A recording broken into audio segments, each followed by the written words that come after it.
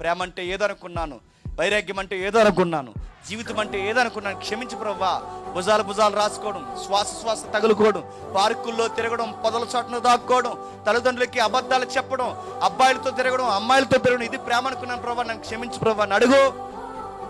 నీ ఆటంకాలన్నీ తొలగిస్తాడు, నీ బంధకాలన్నీ తొలగిస్తాడు. దేవుడు నిన్ను చక్కగా మార్చేస్తాడు. ఇదే మెసేజ్ మరి చెప్తున్నాను, ఇదే మెసేజ్ నేను చాలా క్రితం, ఒక 7-8 సంవత్సరాల క్రితం ఇదే మెసేజ్ చెబితే, ఈ మెసేజ్ విన్న తర్వాత ఒక అబ్బాయి ఈ మెసేజ్కి రెస్పాండ్ అయితే ఆడ జీవితం అందంగా మారిపోయింది. ఆ తమ్ముడి పేరు అభి. ఎవరికైనా వచ్చేది లేదు, ఇక్కడ ఉన్నాడు లేదో తమ్ముడు అభి. అది చివరి ఎక్కడో ఉన్నాడు.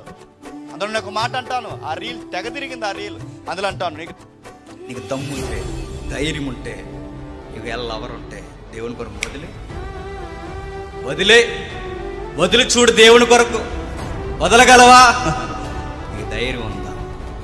దేవుని కొరకు సమస్తాన్ని, నేను ఎంచుకున్న నిర్ణయాన్ని కూడా వదిలేసుకోగలను. వదిలి చూడు, లైఫ్ ఎలా ఉంటుందో ఆయన చూపిస్తాడు. ఆ మాటకు స్పందించాడు.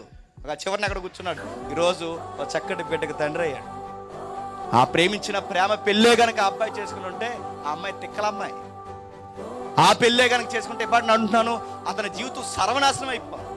తర్వాత తెలిసింది తన క్యారెక్టర్ ఏంటో, ఎలాంటిదో. ఇవన్నీ ఆగిపోయాడు. ఇలాంటివి తప్పు అని తెలుసుకున్నాడు. క్రైస్తవ విలువలకి ఇవి తగవని తెలుసుకున్నాడు. ఆ రోజే ఆగిపోయాడు.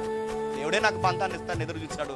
ఆ టైంలో సరిగ్గా పరిచయమైన క్రైస్తవ విలువలతో మా సహవాసంలో, మా ఉనికిలో, నాకు దగ్గరగా మెసేజ్లు వింటూ, లారీ ఫీల్డ్లో ఉండి కూడా ఆ వ్యసనాలు ఉండే ఫీల్డ్లో వచ్చి మారి, ఒక 10 లారీలకు వాండర్గా ఉన్న ఆయన మారి వస్తే, జేమ్స్ అని ఒక వ్యక్తి ఈ మెసేజ్ల వల్ల మారుతామని ఆ వ్యక్తి మా దగ్గరికి వస్తే, మా దగ్గరికి వచ్చినప్పుడు అభితముని చూస్తే, తన భార్య యొక్క చెల్లిని, అంటే లారీ ప్రసాద్ భార్య యొక్క చెల్లిని అభితముడికి ఇచ్చి పెళ్లి చేశారు. ఎలా జరిగాయి ఈ పెళ్ళిళ్ళు?